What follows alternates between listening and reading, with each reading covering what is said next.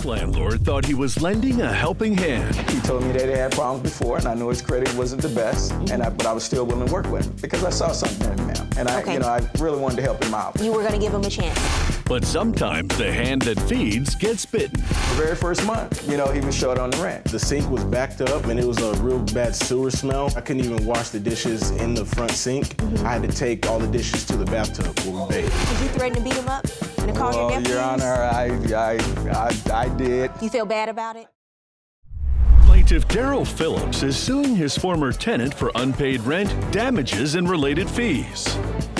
Defendant Alex Coleman claims the property was uninhabitable and smelled like raw sewage. Remain seated and come to order. Court is now in session. The Honorable Judge Faith Jenkins presiding. Your Honor, we have Phillips versus Coleman. Thank you, Barbara. Daryl Phillips, Yes.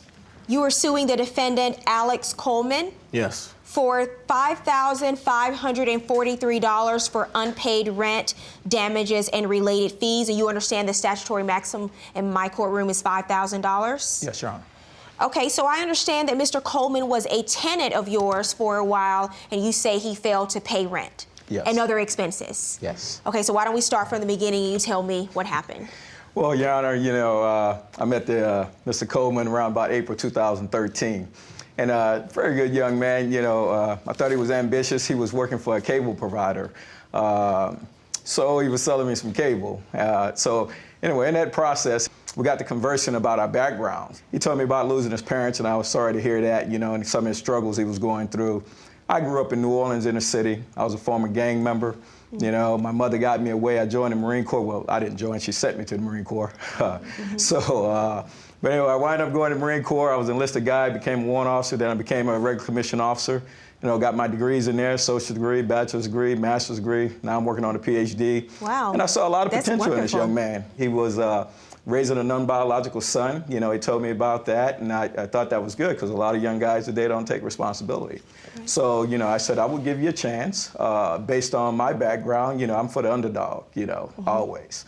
So I said, I got a nice place coming up available, and he had mentioned to me they had some prior problems with his last place that he stayed, and then he was living with in-laws. So I said, okay, well, we can work something out. So we actually wrote up the lease and got him in, and he was supposed to move in the 1st of May. I actually let him in a little bit earlier than that, without even charging, just trying to help him out because he's a good young man. Let me ask you, Mr. Coleman, what was going on with you when you met Mr. Phillips? Why were you looking to move somewhere else at that time? We were living with in-laws at that time, and it was just a very uncomfortable environment. We didn't even have a room. We were in the living room pretty much all together.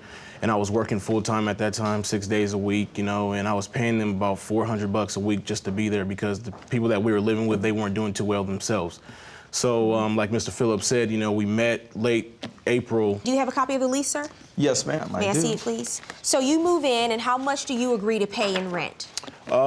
We agreed to pay $750 in rent every month. And did you also pay a security deposit? No, we did not pay a deposit. And like he said, he let us move in without giving him the deposit because he kind of knew the situation in the short time that, we known each other.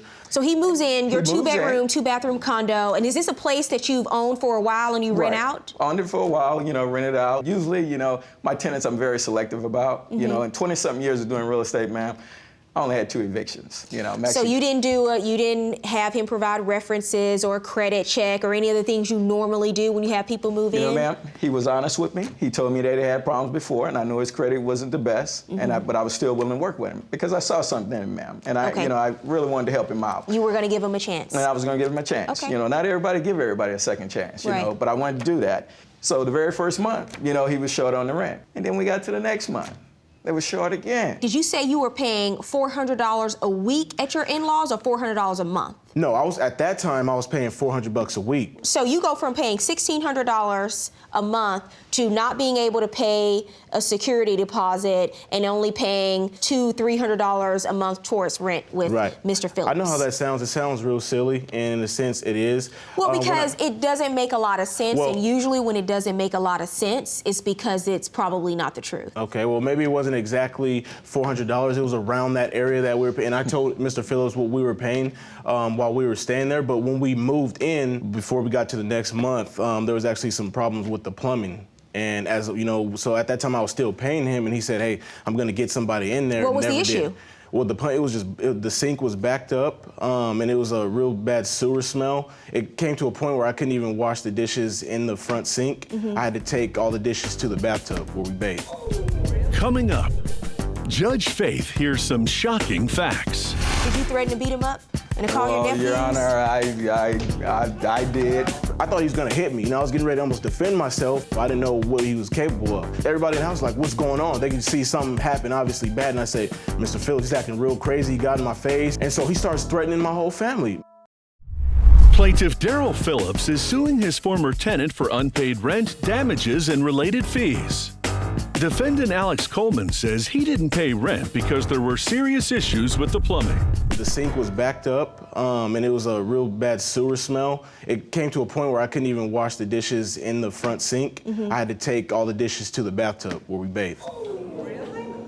So I told him about that problem about a month and a half to 2 months in. How long did you live in this condo? 7 months or so. So you're saying the entire 7 months that you were in there? Except for the first month. Towards the end of the first month, the beginning of the second month, that's when we started having trouble with the plumbing. Okay, so 5.5 months, you had problems with the plumbing and had to wash the dishes in the bathtub, things like that. Exactly, for 5.5 months, right. And did someone ever go into the condo? Absolutely, Your Honor. He got in there in May, and when he said somewhere around June that there was a problem, that was taken care of immediately. I mean, my guy got there to meet him when I was in New Orleans. I think I came back about mid-June, and I think this is when everything really started going toward the eviction thing. And because he lived there for 2 months at that point and hadn't paid rent. When you say he paid some rent, how much was he paying? He paid the first time $125, then $325, and then after that he never made another payment. I did not make a payment on the security deposit like I had stated. The very first month, the rent was $750. I paid him. I went to his house. I paid him $600. And I was Mr. Phillips. I was short. There was problems with my bank. Well, hold on a second. You said that you were having some hard times financially. Yeah. And what else is going on with you? I have a medical condition. It's called sickle cell anemia. And at that time I was working, it was really hot outside. A part of what my condition is, you know, with cold water or heat, it was really hot outside, it tends to make my disease act up. So when we moved in, I wasn't working the 6 days anymore. Mr. Phillips knew somewhat of that because I was keeping in contact with him and letting him know what was going on for the most part. I showed him medical paperwork and stuff like that. He knew I had a medical condition. And did he have a discussion with you about that? Yes, he did, Your Honor, he did. And, you know, so that's why I kind of backed off on him a little bit. So I guess it started getting a little better, and then they promised me, they said, oh, Ms. Phillips, we got something worked out. We're going to make this schedule, and we're going to make it work. I said, okay, well, then we'll see. I said, well, when I come back, you know, I got to go out of town on business again. I come back, hopefully, you know, you'll have everything. So you went out of town in the month of August. What happened when you got back? So I returned, went to the apartment. His fiance was there. And I spoke to her, and she said, well, you know, call Alex. She said, I have my half. I'm just waiting on him. And then when I spoke to him, he was saying, well, no, Lexi doesn't have her half. And then after that point, I said, well, you know what? I tried to help you out, you know, and I'm going to have to wind up putting you guys out. So what happened when you saw him in person? You said you had to chase him down one day. Did you physically chase him? Oh, yes, I did, Your Honor, I did. I caught myself, you know, but I got a little angry because more than a little angry. It was more than, you should tell it exactly how it happened. I said, hey, you told me you had this money. I want the money right now. And so he said something that irritated me. And, Your Honor, I would like to tell exactly how it happened. I was riding my bike to the store, okay? Mr. Phillips pulls up in his vehicle. He gets out, he said, hey, where's my money? I say, hey, what's going on with the plumbing and the hot water? And he says, well, you guys need to get out. He just bypassed what I said. He said, I want my keys, you guys need to get out. You know, pointing in my face, and I thought he was gonna hit me. You know, I was getting ready to almost defend myself. So at that point, he said, you know what, if you're not gonna give me my keys, I think I have another set. You know what, matter of fact, I'm just gonna go run. I'm gonna go get it myself. So that's when he hopped in his car. And my family was in the house, my brother-in-law, my fiance, and my stepson at that time. So I get on the bike, I go back home. Like he said, I ran in the house trying to protect him because I didn't know, I mean, he's showing his true colors at that point, so I didn't know what he was capable of, him being in the military and stuff. So I go in the house, lock the door. Everybody in the house was like, what's going on? They could see something happen, obviously bad. And I say, Mr. Phillips, he's acting real crazy. He got in my face, you know, he said he was gonna do this and that. And so he comes up to the door. And so he starts threatening my whole family. He's like, you guys don't get out. He was like, I don't care if I might have to call my nephews. We'll run up in your house. If we have to sit around the block and wait till you guys pull up to beat you up or do whatever, I will do that. And my fiance's like, Do you not know my 7-year-old son is right here? And the thing, and guess what he says? Well, you shouldn't involve him in adult affairs. Did you threaten to beat him up and to call your nephews? Your Honor, I did.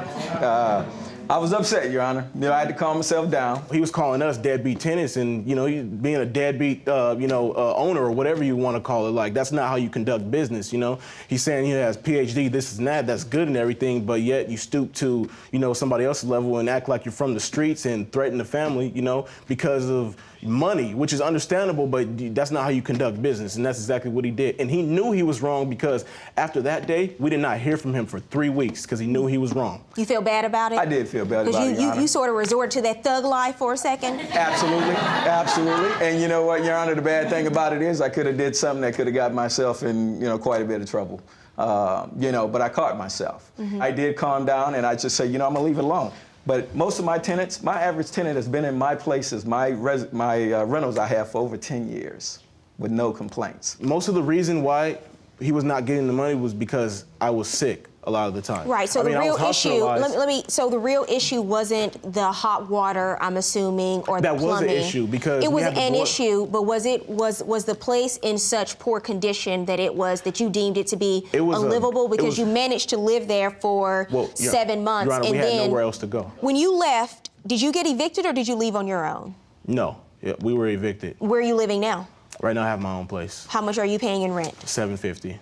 Are you paying rent every month? Yes, I am. You working at the same location? No, different. I have a different job now. You on a salary or hourly? Hourly plus commission. Okay.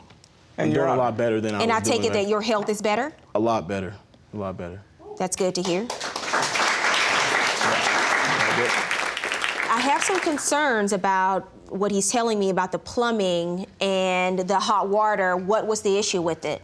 Your Honor, all it was the pilot light went off on the hot water heater. That was that.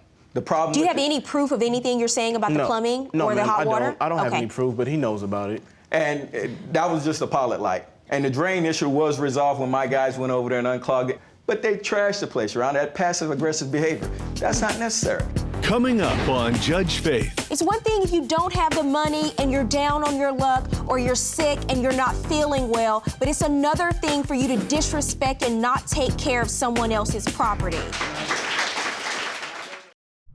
Plaintiff Daryl Phillips states that not only was he not paid, but that his property was also damaged.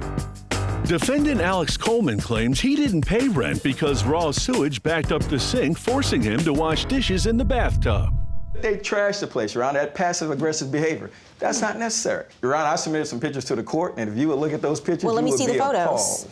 Did you trash the place? He was treating us like animals, so that's how we lived. Then that doesn't mean you have to be an animal. That's how we live. No, I'm just saying. You told me I shouldn't be a thug, but you want to be an animal? I'm not happy. I'm not proud of how the situation played out. What is this? That's the pantry right there, Your Honor. They took the shelves out, threw the shelves away, and just left the trash in there. Let me see the next photo. This is aggression right here. They just took the fence and kicked it. Nothing was wrong with that fence. We never even touched that ugly fence. We never even touched it. Let me see the next photo. That's the sink, Your Honor. That wasn't a result of a backup. Plumbing, Your Honor. Well, there's water in the sink. I thought you said you couldn't use the sink to wash any dishes. I'm looking at a sink full of dishes and water. It wasn't working. I know there's stuff there. There's dishes there right now. Sir, you have an excuse for everything. I'm just telling you what you told me earlier. You said you couldn't wash dishes in the sink. We could not. You had to wash dishes in the bathtub, and I'm looking at a photo of dishes and water in a sink. Let's go to the next photo. Oh, Your Honor, the blinds, and that's a result of the dog, Your Honor. The dog. I'll take fault to that. That's correct. Because he was left in there trying to get out. You're just like, yeah, it happened. Because it's not your property. You don't care? It's not. I'm not saying that. That's how you're acting? No, I'm taking fault for that. That's not how you treat someone else's property. It's one thing if you don't have the money and you're down on your luck, or you're sick and you're not feeling well, but it's another thing for you to disrespect and not take care of someone else's property. And I've learned a lot since then, Your Honor. I've learned a lot. And what bothers me is you just don't seem to care. You're like, yeah, it happened. Well, I'm sorry I'm coming off that way. That's not how I meant it to come off. Let's see the next photo. Was this the day he was evicted? Yes. Well, there's... So who cleaned up all of this stuff? You did? One of my maintenance guys I hired to clean it up, Your Honor, and I will tell you, Your Honor, not only that, that dog was in there for quite some time because I have photos here, and there's feces all over the floor. Barbara, would you so if he was there and taking care of the dog, and all the food. I was there. I wasn't cleaning. I was going to work, and I'd come back, and I wasn't cleaning anything. Well, when you look through those, Your Honor, there's feces all over the floor. At that point, Your Honor, we had let everything go already. There are piles of trash in this condo. It's terrible how you left this condo. And there's no excuse for that. You talk about why you didn't pay rent and the plumbing and all those other things, but I'm looking at the things that you did. You left it in horrible condition. You know, I'm being honest with everything, but as far as the plumbing, Mr. Phillips never had anyone come in the house and fix that. That never happened. So he's lying. He's lying when he's saying that. That never happened. Mr. Coleman, I have to tell you, when I looked at the photos of how you left the condo, I was really disappointed. Because when I heard the testimony from you, sir, from both of you really, about how you were given a second chance, do you know how many people wish and long for the opportunity that you were given by this man? Yes. And, you know, to meet someone like him, and earlier, if anyone knows me, they come before my court, they know that I don't like people who lie to me. And you could have easily come in and lied to say, I didn't lose my temper, I didn't say all of those things. And when I asked you about it, you were honest and you said, I know I have a bad temper and I lose it sometimes, and I did, and I felt bad about it. You know what? No one's perfect. And so I appreciate your honesty, and I appreciate you coming into court and telling me about that. I actually think that what you tried to do was a good thing for this young man. What really, really bothers me is it's one thing if you can't afford to pay the rent because you're sick or because you're not working, but it's another thing for you just not to care and treat someone else's property like garbage. And I think that really tells me a lot about you and what you did in this situation. And it's really disappointing because I think you have a lot to learn. You're 26 years old, you're out on your own, you say you have all of these responsibilities with a fiance and a stepson that you're trying to take care of. I hope that in the future you can be a better leader. Oh, I've learned a lot since that day. So I have learned a lot, and I take full responsibility for my actions. Well, good for you. Do you have anything you want to say to Mr. Phillips? Because I know after the two of you leave here today, you probably won't be in contact. Well, you know, thanks again for, you know, the opportunity that you did give me, and I apologize for how things turned out, sincerely. I believe you.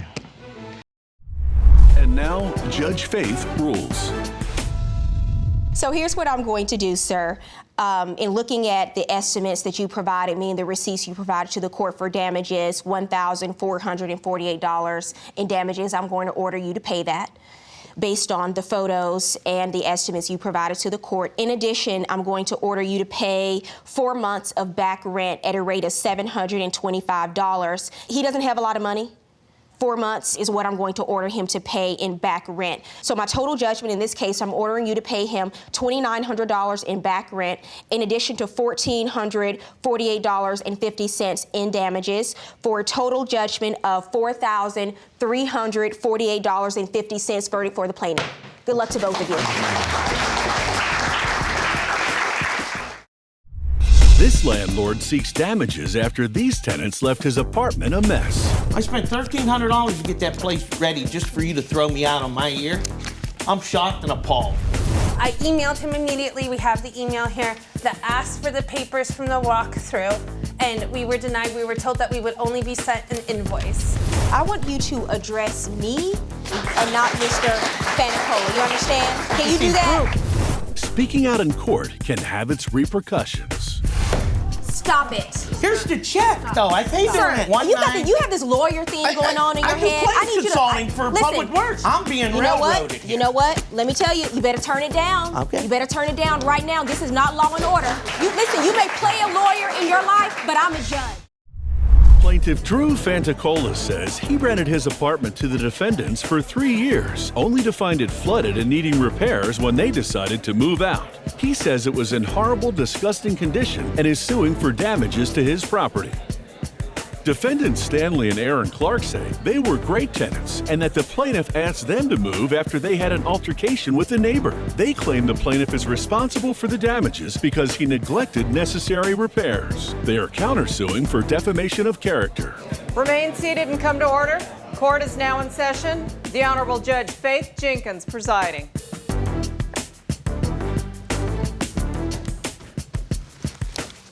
Your Honor, we have Fantacola versus Clark. Thank you, Barbara.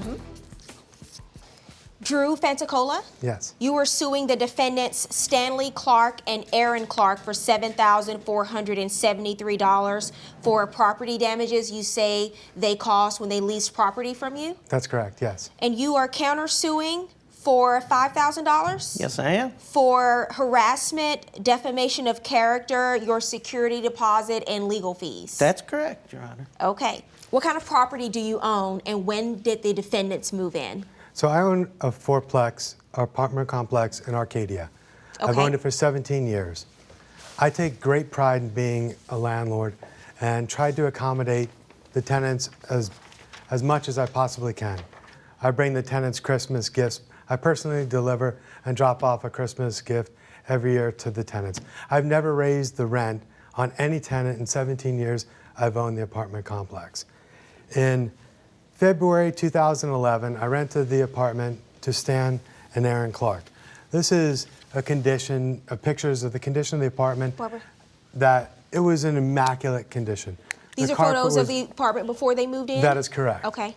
I haven't seen the photos. May I see those? May I see them? Oh, yeah. Okay, thank you. So the carpet was perfect condition. The walls were perfect condition. There were no holes in the fence. There were no broken doors. All the drapes were absolutely perfect. And at the time I rented it to them, it was very clear that there were no pets allowed Okay, how long did they live there? for 3 years. 3 Just years, over okay. 3 years. 3.5. What was the agreed upon security deposit and rent? It was 1,000 security and the rent's $1,900 a month. Okay, and so over the course of 3 years, did you increase the rent? No. Okay. So at the time I rented it to them, I did not allow pets of any kind. Shortly after they moved in, Stan called and begged that he would want a small dog and it wouldn't be a problem. And as soon as they got the dog, I started getting complaints about the horrendous smell because they didn't pick up after the dog. The dog was left unattended for hours, barking all day. Okay, so the two of you got a dog? Yeah. We Okay, got a dog. He and said what it was the okay. issue with the dog? There was no issue with. Now there was one issue. Okay, he chewed through a board on the fence, which I built the guy a new fence, and it's still standing there today. So You built a fence in I the... built a fence for him. Stay Yes. behind the podium there. Thank you. And And then this is the Humane Society that was called. Humane Society was called out. They checked out the place and they said it was an unfounded call. I have the officer's name in the case. Okay, number you're here. skipping way ahead. What was the issue with the dog and who was called out There to was no investigate? issue with the dog. I was at work. I got a call from my son who was home that there was an animal control officer at the door and that they needed to check the backyard. So I told my son to go ahead and let the animal control officer in. Do you know who called? I don't know. No, we don't Do you know for who certain. called? I have no idea. In fact, Okay. I didn't even know I the can- Humane Society had been to the apartments till right now. What happened to the door? That's the door That's to from where? the water That's the- heater leak. Okay. Where's that door? What does that door lead to? A water heater. Okay, what happened? In 2011, the water heater exploded. I have emails where he was notified in a timely manner. Right, I saw in fact, your I have emails. all the email correspondence where I notified him on everything in a timely manner. Okay, they came. It was a big ordeal. I mean, we had just moved in. I mean, there's water everywhere. The place is flooded out. The hot water tank blew into the kitchen and everything. Now, he did his job. He fixed the problem, got a new hot water tank. They were in there for 3 days with fans and everything, drying the place out. How many bedrooms and bathrooms is this unit? It's 3 bedrooms, 2 bathrooms. Okay, so it's pretty large. It was pretty large. Okay. unit. And But the part of now, wait. Let me finish, and then if you have something to add, that would probably work out better rather than confuse the okay. judge. So, the only thing that wasn't fixed, and the plumbing people said that they would be back, was the cosmetic damage under the sink, where they took a piece of plywood and they put it over the hole. okay? And if my dog would have chewed through that door would have had big holes in it like the fence Okay, did sir, that I want you to built. step behind the lectern, though, and speak to me. Go ahead. Coming up on Judge Faith, the police are called when other tenants get involved. And then I started getting complaints about Stan getting into altercations, so much so that the police have been called. And later, But you asked them to move. We had an agreement. Stop it. Here's the check, though. I paid the Sir, rent. do you think, I don't know what you think you're doing. I need you to calm down. plaintiff Drew Fantacola says he rented his apartment to the defendants only to find it in horrible condition when they moved. Defendants Stanley and Aaron Clark say that the plaintiff neglected repairs during their occupancy and are countersuing for defamation of character. What happened disintegrate? with the leak under the sink? You say there was a leak under the kitchen Well- sink that ruined a part of the floor, right? Right. Okay, So, tell me about that. The problems with the dog obviously continued, and then I started getting complaints about Stan getting into altercations with the other tenants. So much so that the police have been called several times. I called Stan and said, hey, Stan, I'm not evicting you, but I think it just sounds like a good idea if you found another place to rent at your convenience. And what, you had already warned him Correct. about the issues? What was going on? They were bad. I would say they were bad tenants. It was an abuse of city services. The police were there once. The dog catcher was there once. Well, what was the issue with the other tenants? Yeah, they were videotaping They all the tenants inside their residency. There were videotapes pointed at all the carports. Now the police. So you got upset because they were taking photos, Well, they're and you taking photos of me, and I don't know why. He's And you chasing my confronted wife. them about it? And I flipped them off, and the cops came about 4 hours later. They Okay, asked me to refrain. when you from- say flip off, I know what that means. I don't need you to demonstrate it in court. Okay? What they asked, they asked me, they said, although that is not illegal, please refrain from doing that. We frown upon that, Mr. Clark. So I said, okay, and then I just started going from the car. Okay, I saw that you emailed him and gave him a warning That because is of the correct. issues with the It neighbors. kept escalating, and the police were called, and just like I said, it seemed like a good time for him to find another place. I wasn't at his convenience. I wasn't evicting him, but Okay, so he finds a place and he's moving out, and you go in, and is there a walkthrough? That is correct. So there's Were a you there walkthrough. for the walkthrough? Yeah, we were both there for the walkthrough, and I asked for a third party because he just kept squeezing me and kicking me on the way out the door for money. There was another issue, and I called and let him know about it. He called me the B word, and so my husband and him, it wasn't going well with, exchanging of words, so we asked that a third party come. He sent his contractor to the walkthrough. I emailed him immediately. We have the email here that asked for the papers from the walkthrough, and we were denied. We were told that we would only be sent an invoice. Okay, and so when did you send There's also them? some banter going on here about the walkthrough, which I Right. have as evidence. I've seen the emails. At some point, you do send them a breakdown of what you call damages. That's correct. To the but unit. I wanted to show the video of the walkthrough. Okay. So it just clearly illustrates the appalling condition that they left this apartment. It was just disgusting. The apartment smelled from dog. The carpet was soaking wet. Let's The show the video, disgusting- and I want you, and only you, to describe for me what I'm looking at in the video. So this is the kitchen sink, and this water leaking from the sink could have been easily fixed with just a repaired faucet. That water was running out of the sink Running like out that? of the sink like that, destroying the kitchen cabinet like that. It dry rotted it. Was that hole there? It wasn't there when I rented it. This is watch it splash. This is the carpet. We weren't even And there not for only- this video. We don't know when you took it. And not only is it soaking wet, it smells disgusting. Okay, so of let me dog. ask you a few questions about the video. Is that what the kitchen sink looked like underneath when you opened the Underneath, cabinets? yes. Okay. Underneath, And that's where what the plywood was from when the water heater broke up, and you could see the hole in the back of the wall. I understand. That was when the and pipe was changed. When you turned the kitchen faucet on, was it leaking water like that? Yes, Running water? and they Okay. would not fix it, and they didn't fix the When shower. do you have, how do I know what date that video was taken on? Do you have an affidavit from the person who took the video? You weren't there, right? I was not there, correct. Okay. We didn't do a video during the walkthrough. I have no idea when this video came from. Coming up on Judge Faith. Sir, listen. One You got night- you have this lawyer thing going on in your I do head. police consulting for listen, public works. I'm being You know what? railroaded here. You know what? Let me tell you. You better turn it down. Okay. You better turn it down right now. This is not law and order. You listen. You may play a lawyer in your life, but I'm a judge. You better turn it down. Plaintiff Drew Fantacola says when the defendants moved out of his apartment, it was in horrible condition. Defendants Stanley and Aaron Clark say the plaintiff is wrong and that they were great tenants. You're saying that your contractor took the video. That is correct. There's no date on it. Do you have anything from your contractor, an affidavit or anything? I did send them the video link of the video that was taken at the apartment, and it is date stamped on the YouTube link. What date did you send that video to them? July 2nd or July 3rd. And when After did they you move? fixed the Excuse stuff. me, sir. Excuse me, sir. I also have pictures of a few more damages that we haven't talked about. Your Honor, they also broke a sliding glass door. Okay, tell me about that. What happened with the sliding glass door? I have. The night before we moved out, I went to go open the door to go outside so we could start putting boxes outside so we'd be ready in the morning. And I went to go open it. I heard like a crack when I went to go open it. The entire door fell on my head. You could hear the glass raining the whole 9 yards. So you think there was something wrong with the door? You're saying you didn't do anything to it to break it? I went to go open it. I did just nothing broke. to the door. And why do you think they're responsible, sir? I think that they broke the door, destroyed the carpet, they destroyed the kitchen sink, and had to spend $8,473 out of my money to rehab this apartment. Did you really pay that money? Did you have those upgrades done? Do you have canceled checks for this? Sir, I want you to address me and not Mr. Fanicola. You understand? I would like Can to you see do that? proof that he actually had this work done and what condition the apartment is in now. I spent $1,300 to get that place ready just for you to throw me out on my ear. I'm shocked and appalled. So here's what.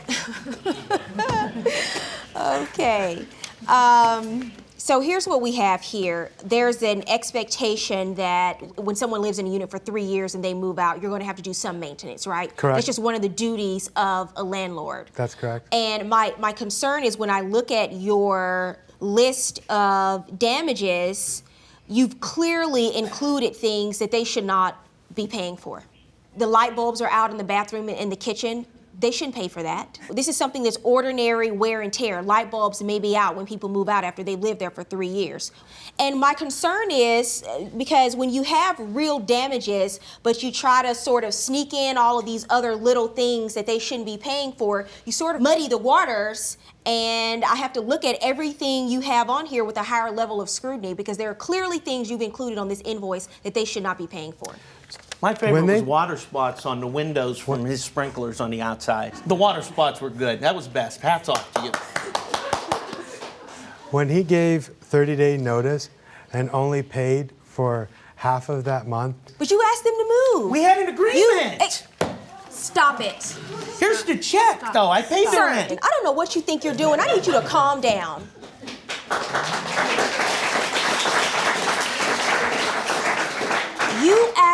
You're complaining that they didn't give you sufficient notice, but you asked them to move. Because you wanted the keys back. You can't have your cake and eat it too. If I was going to pay all of June's rent, he wouldn't have got the keys back till the 30th. But I gave him the keys back on the 10th. So I paid. What is your, Mr. Clark? What? Calm down. Stan, calm down. I'm okay with you deducting the light bulbs. Well, there's going to be more than just deductions for the light bulbs here, and it's not what you're okay with. It's what I decide. I understand. Okay. Our legal fees are security deposit because in the state of California, he should have given us a chance to fix it. He should have given us notice of what he wanted fixed. That never happened while we met with his contractor. And the other thing is, Well, he doesn't have to, after you move out of a unit, he doesn't have to give you an opportunity. That's not the law, okay, in this state. After you move out of a unit, he doesn't have to give you an opportunity to come in and fix anything. What he does have to do is give you notice, a letter, in a certain amount of time of the damages to the unit, and then he's subtracting that from your security deposit. He has a duty to return the rest of your security deposit to you. I disagree with that. What's the... Because he has, by California law, Section 9... Sir, listen, you have this lawyer thing going on in your head. I need consulting for public works. I'm being railroaded here. You know what? Let me tell you, you better turn it down. Okay. You better turn it down right now. This is not Law and Order. You're not on an episode of Law and Order. You may play a lawyer in your life, but I'm a judge. You better turn it down.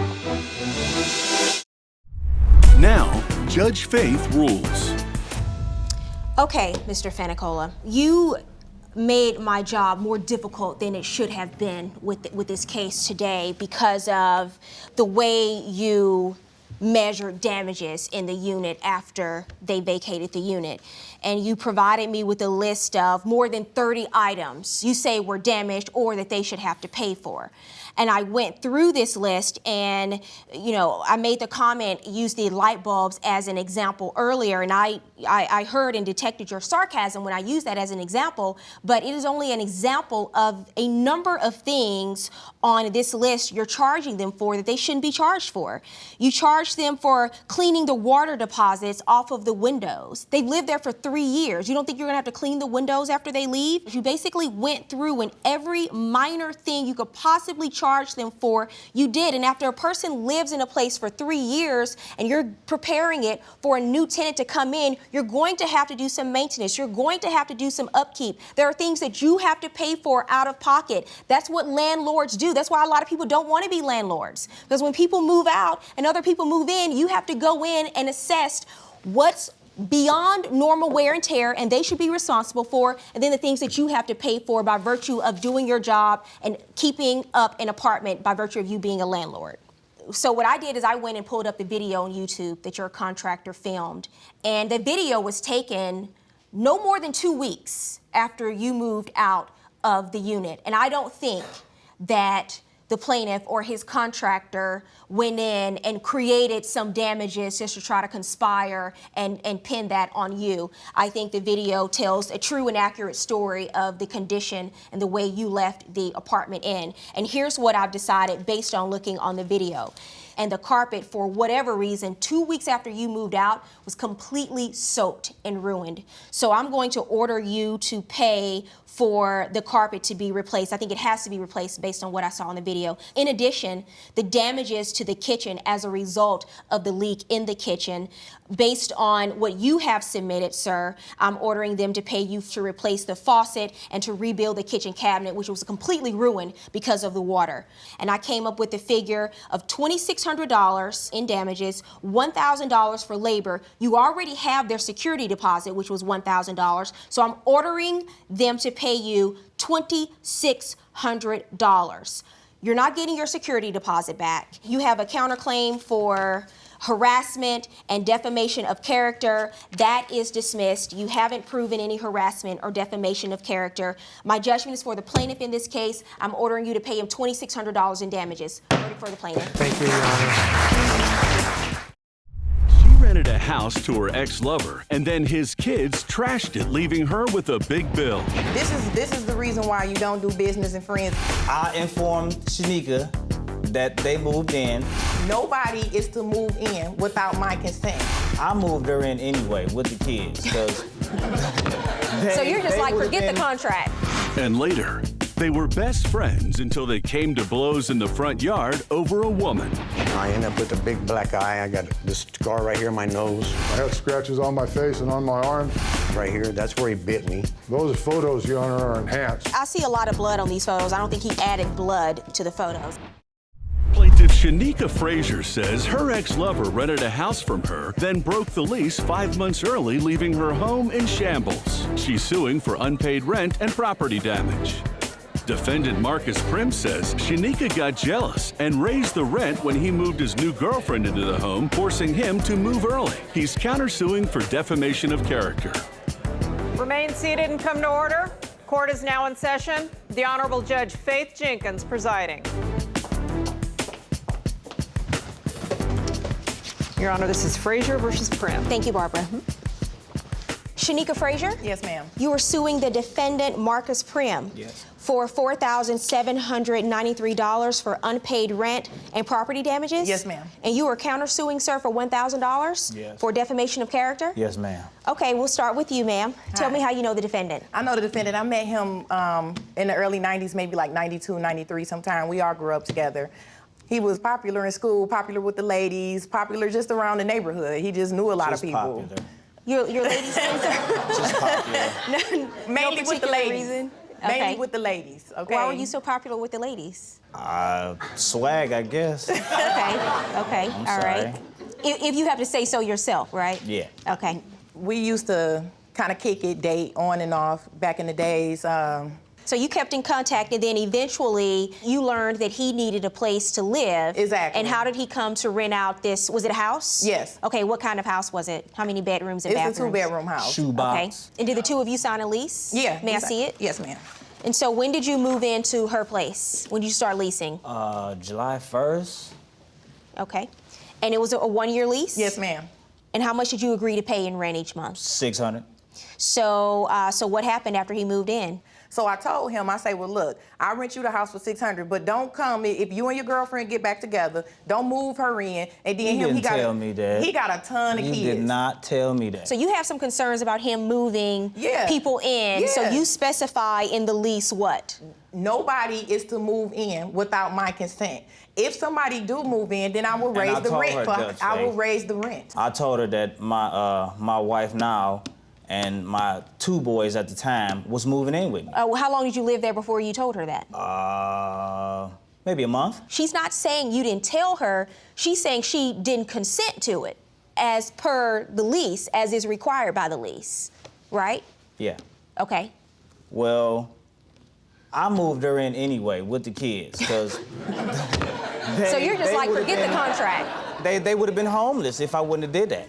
I informed Shanika that they moved in, and she said I had to pay $800. You're paying $600. You move additional people in, and this is an adult who's pregnant working. woman. Yeah, with but 2 this kids. place is a shoebox. If you don't like where you're living, if you don't like the place that you're leasing, then move. That's your choice. That's your choice.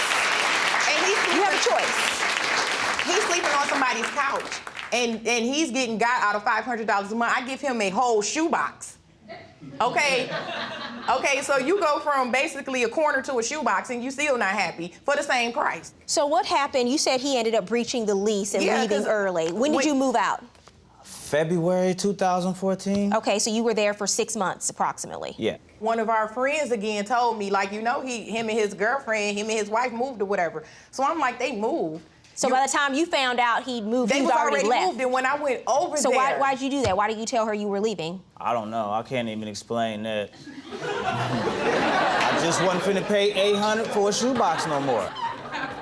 And then you said he caused some damages. When I went over there, I was like, this is the reason why you don't do business and friends, and this is the reason why. It wasn't right, and you know how most kids, you expect to see a little crayon on the wall. None of that. The doorknobs is missing.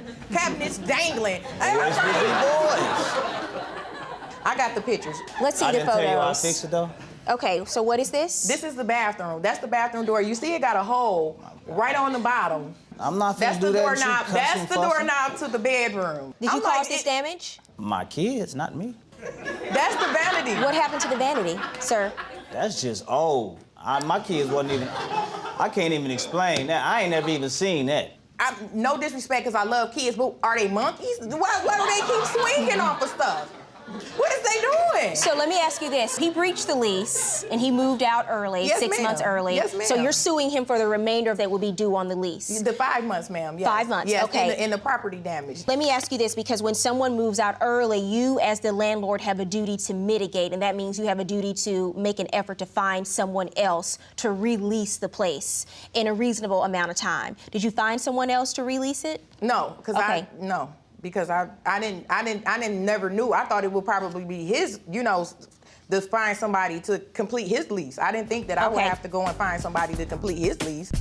Coming up, his kids turned her house into a playground. So who's gonna be stuck with the bill? You can say kids will be kids and this is them playing around, but when you're living in someone else's home, you have a duty to take care of their property. And later, which one of these grumpy old men is going to pay for throwing the first punch? It didn't happen.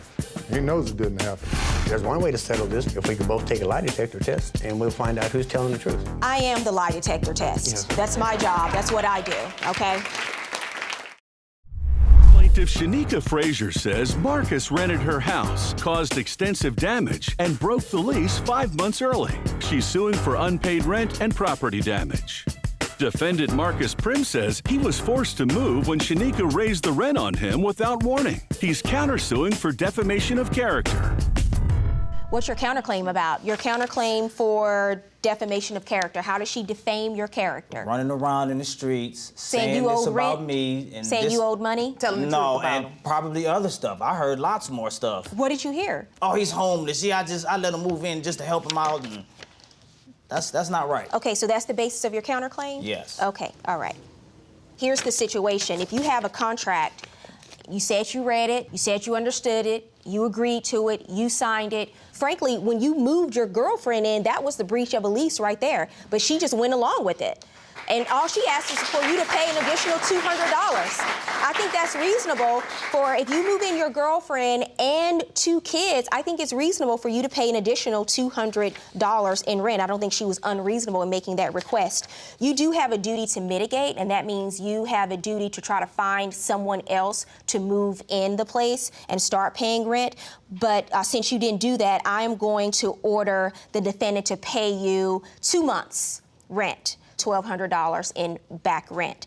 In addition, based on the damages that you admit your kids caused, and you can say kids will be kids and this is them playing around, but when you're living in someone else's home, you have a duty to take care of their property. And when you leave it, there's an expectation that you will leave it like you found it, absent normal wear and tear. And when I look at those photos, that is over and beyond normal wear and tear. So I'm also going to order you to pay the plaintiff an additional $600 in damages. My judgment in this case is for the plaintiff, $1,800. Have a good day.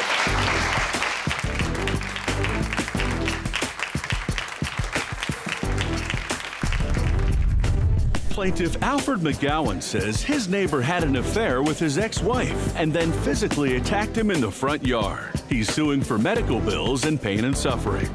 Defendant Mike Hussey admits he had a relationship with the plaintiff's ex-wife after she filed for divorce, but says the plaintiff started the physical fight. He's countersuing for threats and elder abuse.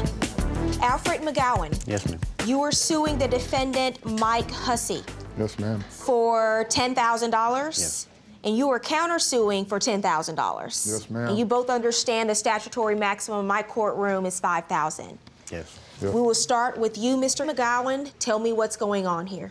Well, on July 12, 2014, my ex-wife left, and a week and a half, 2 weeks later, she moves in with Mr. Hussey, who was supposed to be my best friend. And I've known Mr. Hussey ever since he's been on the mountain. I've been there 11 years. You've known him ever since he's been where? On the mountain. On the mountain? We live in the mountains, yeah. Okay. We live in the mountains. Are you two neighbors? He lives two cabins from me, yes. He lives in a separate community. The only thing that separates us is a barbed wire fence. And so you were married for how long, sir? Approximately 25 years. How long do you think your wife had been having an affair, which is what you're saying essentially? How long do you think she had been having an affair with him? She told my stepmother that when she would go on her walks, she would go by Mr. Hussey's house, and he would be making passes at her. And this went on for over a year. Okay, tell me what's going on, Mr. Hussey. Well, after she left and filed divorce papers and had him served, then she called me, and then we started seeing each other. But before that, it didn't happen. He knows it didn't happen. No, I don't. I got phone calls, and I've got these logs of him coming by and constantly harassing us. And let me hear the phone message. I hear you two are madly in love. I hear you we're outside at a love and hollering match the other morning. It's funny how they can get back to me here down here in the valley when I'm down here. Only been together for a week and already getting into it, man. Really good. Anyway, good luck and hope you two make it. I don't know what he's talking about. So you called, this was before the altercation, the physical altercation? That was. I mean, I can understand why you'd be upset, but, I mean, the phone call sounds like you're calling to try to stick it to him. I was just telling him good luck because I know how she is. Because you were really wishing him good luck? You really were wishing him well? I hope they make it. I mean, I do, because there's no way that I would ever take her back. I mean, once a cheat, always a cheat. But the fight started over the grandsons. I decided to take my dog for a walk, and I was walking in front of Mr. Hussey's house. I'm standing in the middle of the road. He's standing underneath his porch. He turns around. I wave at him, and he goes, "How come you took those boys to my brother's place?" And I said, "What?" What do you mean? I didn't take nobody to your brother's place. And I said, what boys? He goes, your grandsons. I says, I didn't take them to your brother's place. Do you think that perhaps he's pointing out this property because somehow they're going to come back and do something? Well, I don't know. That's why I asked him. Your Honor, my Why did grandsons you do are that? thieves. I was going to explain to him, what I did. Went to the store and just made a comment. That's his brother's place right there, and that was all, that was said. And I thought, you know what? I don't have to explain nothing to him. And I told him, I said, you know what, Mike? I don't have to explain everything to you.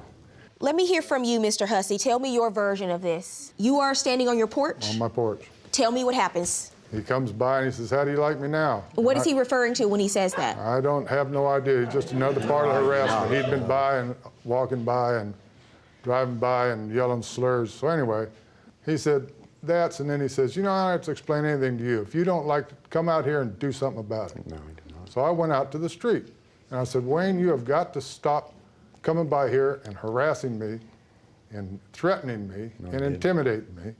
And that's when he took this cup in his hand. He had it like this, and he swung it like this to try and crack it against my face so he could use it to cut me with. And he knocked me back like that, and I popped him one. And that's when he tackled me, and we ended up on the ground. I told him, I don't have to explain everything to you. And he said, you don't, huh? And I said, F no. And that's when he come walking out real fast. I'm sideways in the road, facing down the road. He's coming around this way, and he walks up to me real fast, and I really didn't think he was going to start throwing punches. Well, as soon as he got to me, he started throwing punches, and he hit me like 3 or 4 times in the head before I could ever get turned around and start swinging back. Once I got turned around and started swinging back, then I grabbed him around the neck, and we went to the ground. Okay, he's laying across this way. I ended up across this way. Well, my arm's up here by his face. Well, he just latches onto my arm. He bites me. And he won't let go. So I latched onto his arm, I bit him, and he's still not letting go. So the next thing, I reached down and I grabbed him by the groins and I squeezed as hard as I could. And then I was able to get my hand up to his face. Then I was able to get my hand to his face and I started gouging his eye. And by that time, I was able to get my right leg up over the top of him to where I was sitting on him. And when I got sitting on him, he let go of my arm. After I got on top of him, he said, get the F off. I said, do you effing quit? And he said, get the F off. And then I said it slower and louder. I said, do you effing quit? He goes, yes, I effing quit. So I let him up. You're saying you had him pinned down at that moment? Yes, I did. Next on Judge Faith, a battle of the egos could cost one of these seniors some serious cash. He said, I'll quit if you'll quit. And I could have pulverized his face right then, but that's not what You guys are too old to be engaging in this kind of vicious, physical attacking of another human being. You understand? Plaintiff Alfred McGowan says his neighbor severely injured him during a physical altercation in the front yard. He's suing for medical bills and pain and suffering. Defendant Mike Hussey says Alfred is lying about who started the fight and had been threatening to attack him for weeks. He's countersuing for threats and elder abuse. How long did this incident last? It lasted a good 5 minutes. And I could have pulverized his face right then, but that's not what How did it end? Did someone call the police? He said, called the police. I'll quit if you'll quit. No, I did not. And then I said, so then I let go of his arm and let go, because I'm telling you, if you've got a mouthful of arm, you're not talking. And that's a fact. So you go into the house, what happens next? I went in the house, took a shower, and he went up there and took an ambulance ride. Let me see the photos. And there I have cuts on my head, and I end up with a big black eye. I got this scar right here on my nose, right here. That's where he bit me. That's the only way I could keep him off of me. Those photos, Your Honor, are enhanced. How do you know? The sheriff showed me the photos he took on his cell phone. Well, I see a lot of blood on these photos. I don't think he added blood to the photos. Do you have anything to substantiate your story as to how this happened? Other than my neighbor calling 911 to get the sheriff up there after the fight was over with, no, there was nobody else there. There's one way to settle this, if we could both take a lie detector test. and we'll find out who's telling the truth. Well, I am the lie detector test. Yes, sir. That's my job. That's what I do, okay? Here's what I think. When you come into court and you're the plaintiff in a case, you have the burden of proof. And this is not criminal court where it's proof beyond a reasonable doubt that he assaulted you. It's civil, so it's a preponderance of the evidence. What is more likely than not the truth? And when I have someone who's come in front of me, and listen, I get it, I understand why and how you would be upset with Mr. Hussey. That's clear. Any reasonable person listening to you today would understand that you would be upset. And now, Judge Faith rules. Here's what I don't have. I don't have anything that corroborates what you're saying. All I have is someone else who's come into court and is telling another version. So a part of the issue in this case is you don't have a witness as to who threw the first punch. You say he did it, he says you did it. If you come in and you were able to prove that he actually started it and prove that he threw the first punch, I would have no problem awarding you what you're asking for it based on your injuries. But you just did not meet that burden of proof. You guys are too old. And I'm not just saying that because you're over 60 years old, but I'm talking about just life experiences and maturity to be engaging in this kind of vicious, physical attacking of another human being. You understand?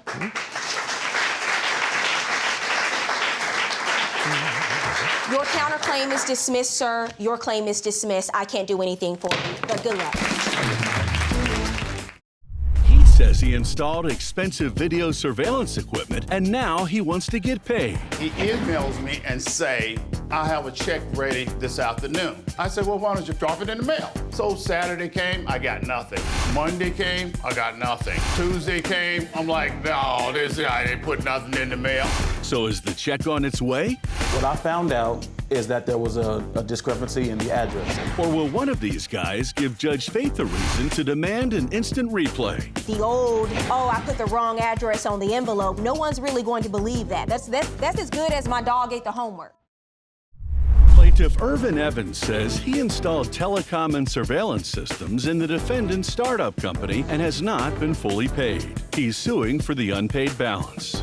Defendant John Smith Jr. claims he doesn't owe the money because the plaintiff routinely disconnected his phone system, causing him to lose business. Remain seated and come to order. Court is now in session. The Honorable Judge Faith Jenkins presiding. Your Honor, we have Evans versus Smith. Thank you, Barbara. Irvin Evans? Correct, Your Honor. You were suing the defendant, John Smith Jr., for $5,000. You say he owes you for a telephone and surveillance video system you set up in his company's office? Correct, Your Honor. So we'll start with you, Mr. Evans. Tell me what's going on here. I sell, install, program telephone systems, camera systems, computer networkings for all your office, all the computers to talk to each other and talk to the outside world. How long have you been in this line of work? 23 years, and I have, for the last 4 years, my own company. Tell me about your company, sir. What do you do and when did you open this office? We do private security, and we've been open since February. Okay, so what happens when you go in? I told his partner that, yeah, sure, I'll come by and take a look. He says, how much it costs? I told him I couldn't tell him until I get there. The person that he's talking about is not a partner. He was an employee. So when you spoke to your employee and he gave you this gentleman's business card, what did he tell you? He said, give this guy a call. He should be able to help you out. So that's when I reached out to him. And what did you say? I talked to him about what it would cost for me to install the equipment, and he said he wanted a camera system as well. To see people coming into the front door, and one to see the receptionist area, and one to see his area, where his office is, and another one for in the waiting area. So it was 4 cameras. So, and he wanted to put an app on his phone where he can view his office when he's away. Did you sign a contract, put anything in writing? At the time, no, we didn't do it that way. Any particular reason? Well, he was saying I needed to get it going. Like, can you just help me out? Like right now, I need. Well, I understand, but you're the one that is going to do the work and needs to get paid. That's correct. So you didn't have a contract? I didn't have a contract at the time. No, I did not. What was the agreement? The agreement that it was called $5,500. Is that the amount that you agreed to, sir? It wasn't, well, because the issue is that he told me what the cost was. I said, okay, let's see what we can do. That was my comment. I said, okay, let's see what we can do. Is that what he said? Let's see what we can do? No, $5,500 was, and Did you give him an invoice? I gave him an invoice. Before or after? After. Why would you do all the work up front without getting a down payment or anything? Your Honor, this is a minister. Who is? Mr. Smith. Are you a minister, His sir? partner is. Yes. Your employee, your partner, is a bishop. I'm going, man of God, that's who these guys are. And I'm a Christian. He's a Christian. Oh, we're going by our words. I mean, you said what you said, then I can do what I do. You're going to pay me. And how did that work for you? Yeah. Look where we are. Here we are, Your Honor, in your court. So you respond and you tell him, we'll see what we can do according to you, but go ahead and start the work. Yes. What happens next? Because this story is getting better. I installed all the equipment, and I wrote the invoice, gave it to him. Gave it to who? I gave your employee, your partner. Okay. And which in turn gave it to you.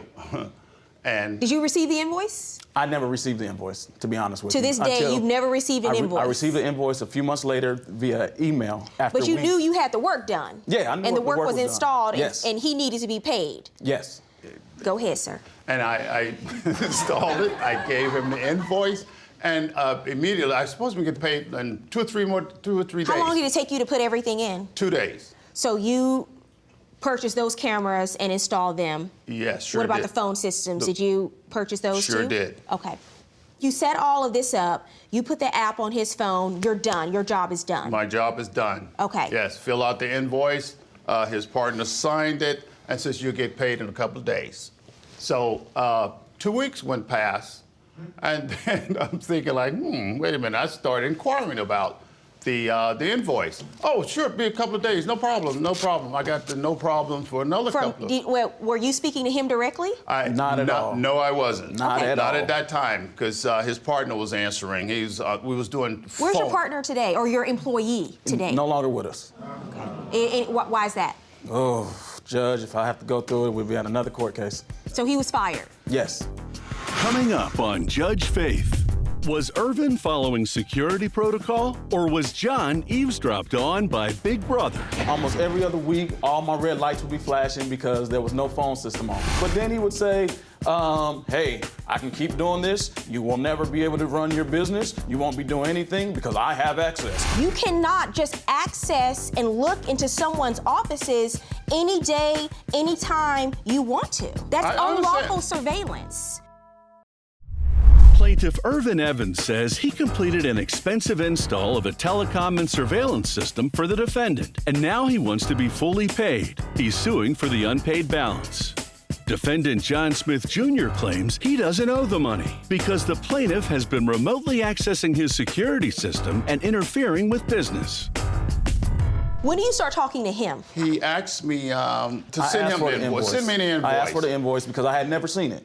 So I asked for the invoice. What does this cost? And when I looked at it, I was like, whoa, because I had never seen the invoice. But you just told me earlier, sir, that he told you it was going to cost $5,500, and your response was... My response was... Your response was, let's see what we can do. So why is your response now, whoa, when you get the invoice with the actual amount on it? Because once again, I was under the impression that it was going to be taken care of. So when I seen the invoice for the first time in August, I was shocked because I didn't realize it was that much. Well, you knew how much it was. You knew how much it was. I knew roughly. I didn't know how much was paid. I didn't know how much was already done. That's why I said when I looked at it, it still was like, whoa, it's $5,000 almost or over. How had the telephone systems and surveillance systems been working for you? It was Great. working until Mr. Evans started going in and shutting stuff off. Did you do that? No, because if I shut it off, how would he? Wow. He That's needs not a very convincing no, sir. Just no, so you know. If I shut it off, if I shut his equipment off, his internet and all that, he can't make any money. Did you have remote access? I do have. I sure do. And did you know that he was going to have remote access? I didn't know he was going to have remote access because how he sold it to me was the fact that, hey, if there's any troubleshooting need to be done, I'll be able to do it remotely. So So I'm like, he knew under I that, had remote I access. I understood that, but I didn't know. Okay.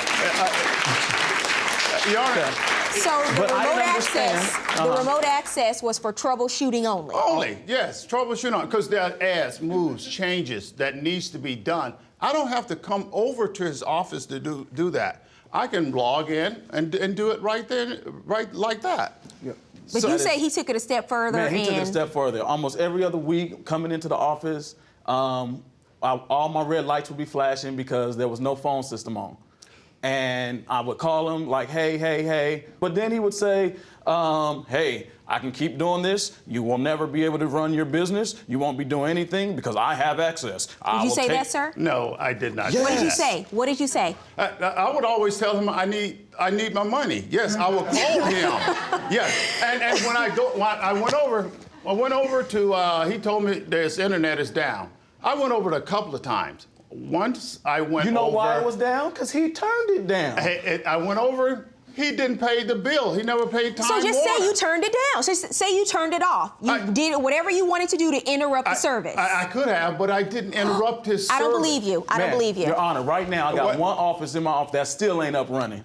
I told him on the 25th of September we can start doing installments of $500 a month. He said it would be fine. I didn't get it to him right on the 25th. No. And again, he shut me down. What happened? The coming Friday, he emails me and say, I have a check ready this afternoon. Okay. I said, well, why don't you put it in the mail? Just drop it in the mail. So that's Friday. So I should have gotten it the next day here in Los Angeles. You mail a letter, the next day you get it. So Saturday came, I got nothing. Monday came, I got nothing. Tuesday came, I'm like, no, I didn't put nothing in the mail. So you didn't mail the check when you said you would? What I found out is that there was a discrepancy in the address. And so then, after this email you sent this is your email on September 18th. You write to him and you say, I have been very open with you concerning our financial position, and you know there is no way I can pay you in full at this time. Correct. Please pray and seek God for an answer before you take it to this junction. Right. And your response is, God said pay Irvin. You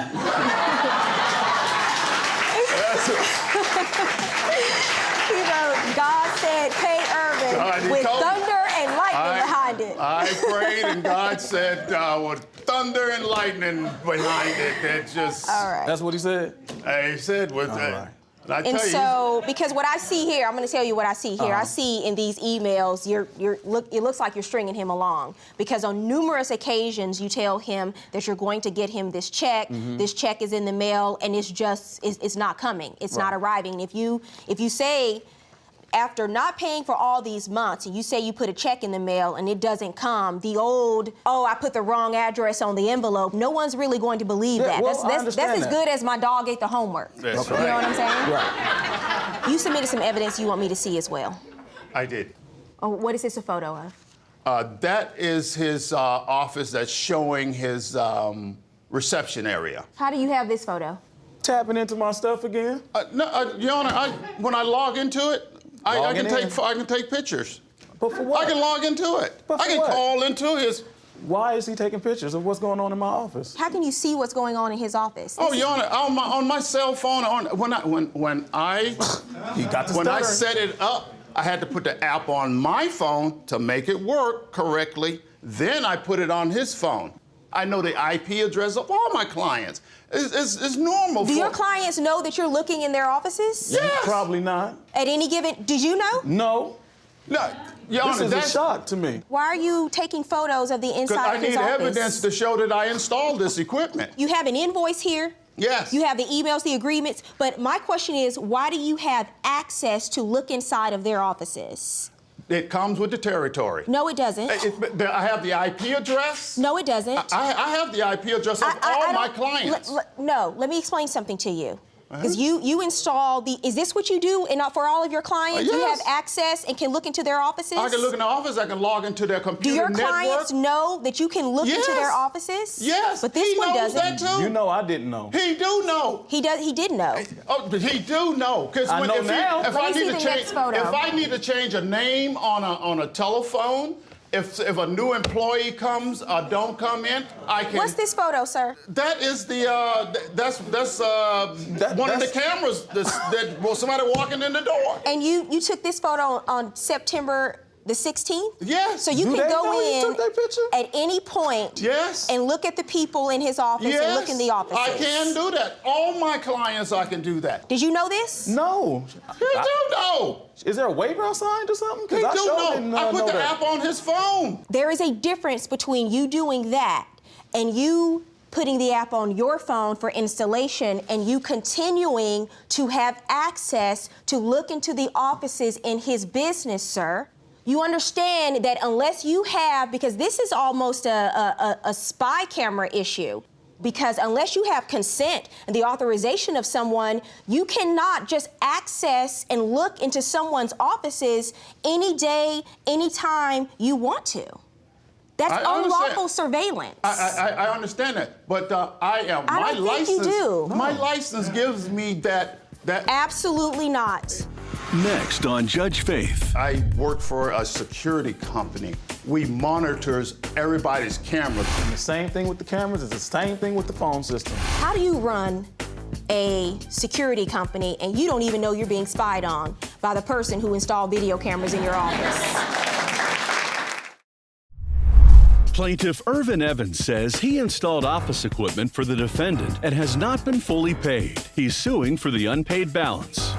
Defendant John Smith Jr. claims he doesn't owe the money because the plaintiff shut off his phones and disrupted his business. Let me tell you something. I want you to think about this. There are a lot of people that have cameras set up in their businesses. There may be some people that say, hey, you're the person, you're going to come in and troubleshoot any problems.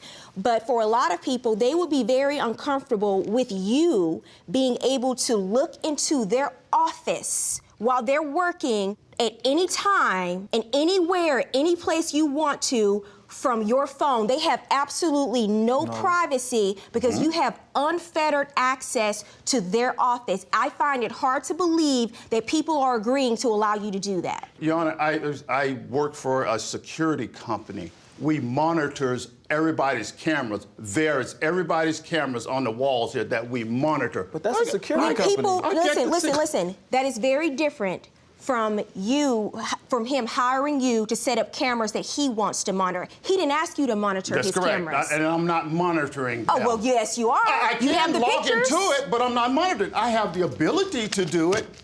Sir, this is your evidence. Of course. This is your evidence you submitted to the court. I'm just showing you, Your Honor, that I did install this equipment. And I'm telling you that's a problem, what you're doing. Okay. And the same thing with the cameras is the same thing with the phone system. Well, listen, you're not so innocent in this situation either, okay? No, you're right. No. And Your Honor, once I used to live in another state back east when it was cold, I had my gas turned off. They didn't care it was cold. What do you mean? I didn't pay the bill. I did not pay the gas company. So you admit to interrupting his service. That's what you're telling me? Well, you want to complain about that? I'm glad you finally told the truth about that, too. How do you run a security company and you don't even know you're being spied on by the person who installed video cameras in your office? So here's what you're going to have to do. Now that you know that he has access to this system, you're obviously not going to be able to use it because you don't want him to have that access, right? So you're going to have to get a new system, something else installed. You can use the cameras, but you're going to have to get it set up in a way so that he does not have remote access. And number two, don't let your employees, he says partner, you say employee, make your business deals. You're the head guy in charge. I need you to be responsible. Yes. When it's time to pay the people. You understand? Yes. And now, Judge Faith rules.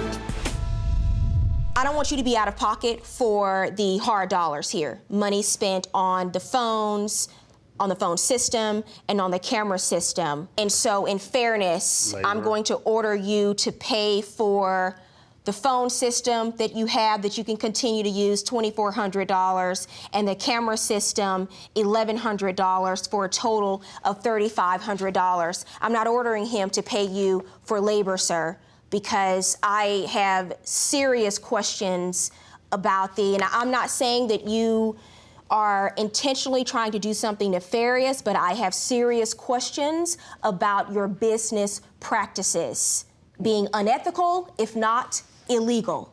Judgment for the plaintiff, $3,500.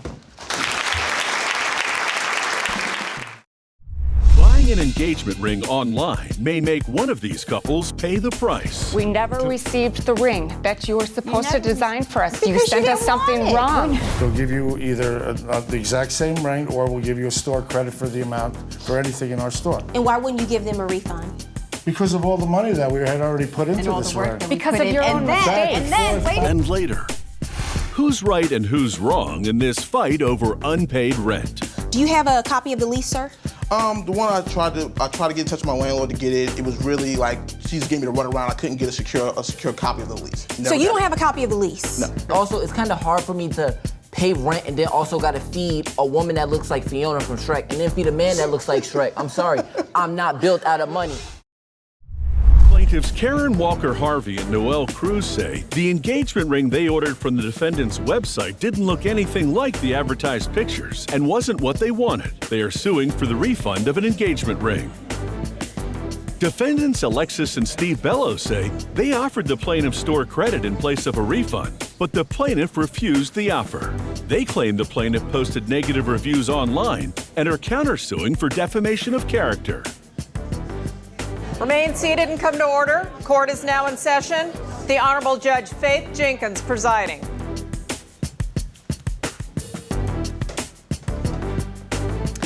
Your Honor, this case is Cruz Walker Harvey versus Alexis Bello. Thank you, Barbara. Noelle Cruz? Yes. And Karen Walker Harvey? Correct. You are suing the defendants Alexis and Steve Bello for $5,590, the refund for an engagement ring you say you purchased from them? Correct. Yes, Your Honor. And you are countersuing for $1,500 for defamation of character? Yes, Your Honor. Okay, so do the two of you own an online jewelry store, or is it an actual physical store? Well, we have a physical store, but this was taking place This is on an a online website. purchase? Online. Okay, and who has the ring now? I do. Okay, wonderful. So we'll start with you, Mr. Cruz or Ms. Walker Harvey. Tell me what happened. Well, we started looking at engagement rings online on Craigslist, and we found a ring that we really liked that just so happened to be from a jewelry store. So we decided to contact the jeweler and ask some questions about it, like, do you have matching wedding bands? Just other details about the ring. What made you want to shop online for an engagement ring? Did you have certain reservations about doing that? We were looking at local people who are reselling their rings after a divorce, so that's what we were looking for. But we found a design that we absolutely fell in love with, and it just so happened to be at an online jeweler. So tell me about what you saw online. You went to their store that's online, so you look at photos of a ring online and you like what you see? Absolutely.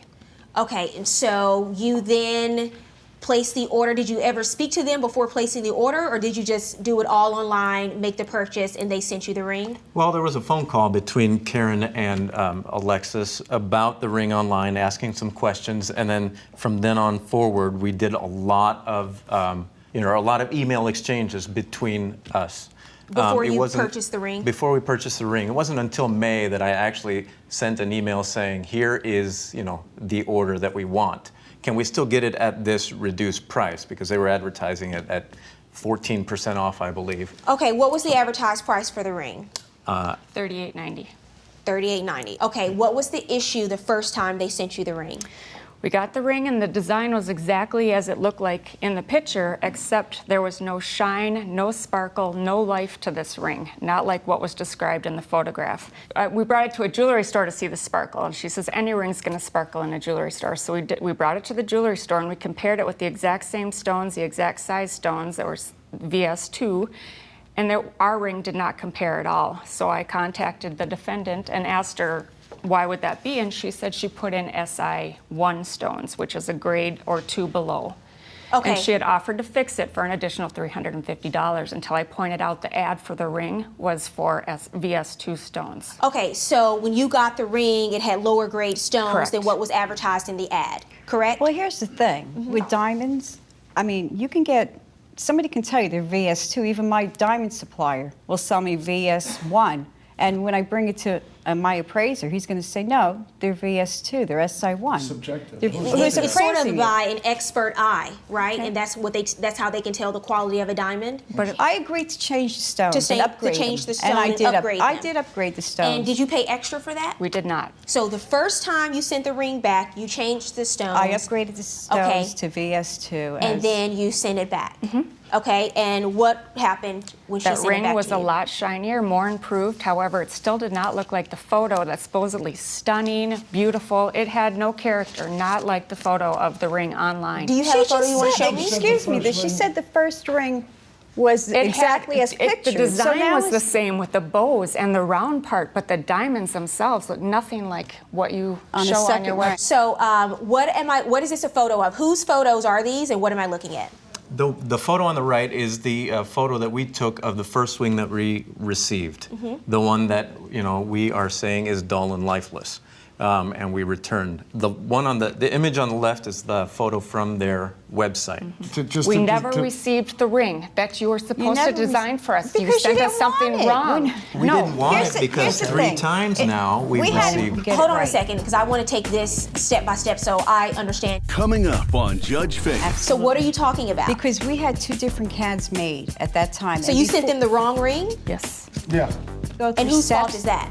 And later, these roommates fight over rent. It's kind of hard for me to pay rent and then also got to feed a woman that looks like Fiona from Shrek and then feed a man that looks like Shrek. I'm sorry, I'm not built out of money.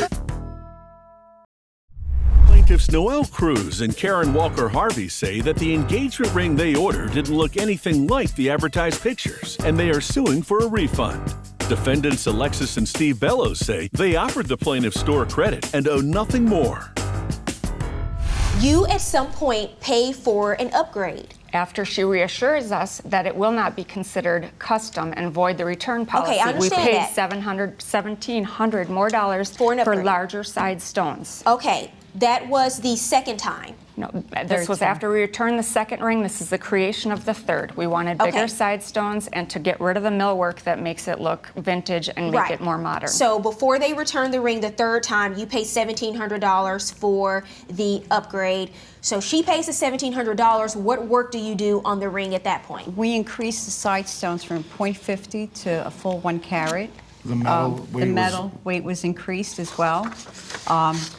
I mean, we had to redo the whole CAD design, which is 8 hours at least. And how long? In work. 8 hours of work. Number 2. Okay, so what happens when you get the third ring? What do you say to them? We say, this is not acceptable. We did not order this ring. We have guidelines right here stating what we custom made, what they agreed to, and we did not get what we paid for. Your Honor, I have the ring right here. And what happens, because I see you respond, and they say, you know what, we want our money back. We have this third ring. It's not what we asked for, and at this point, we want our money back. And you respond and you say, this is not the correct ring. You're going to have to talk to your staff. That's right. You respond and you say, I'm positive this is not the ring I produced for you. Absolutely. So what are you talking about? Because we had 2 different CADs made at that time. So you sent them the wrong ring? Yes. Yeah. Pretty much so. The That's wrong what ring happened. was casted. And whose fault is that? That was our fault, and we admitted that, and we were willing to do it all over and recast the metal at our cost and give them the ring exactly the way they wanted it. So the question now that I have to decide is, what are you owed for labor? Because I'm not going to order them to take that engagement ring. It's an engagement ring. They should get what they wanted. You did say you sent them the wrong ring, so I'm not going to order them to take that ring. But by the way, you have a $1,500 defamation of character counterclaim. What's that about? Well, she posted on our Facebook. She went to reseller ratings and posted negative information. And Before we had a chance to we never resolve really had a chance to resolve anything. How was your reputation damaged, and do you have proof of that?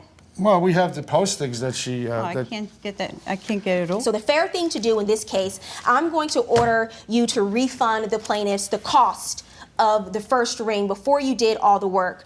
The remainder of that money that they paid you, you can use that for labor. I'm going to order you to refund them $3,890 plus their court costs. Good luck.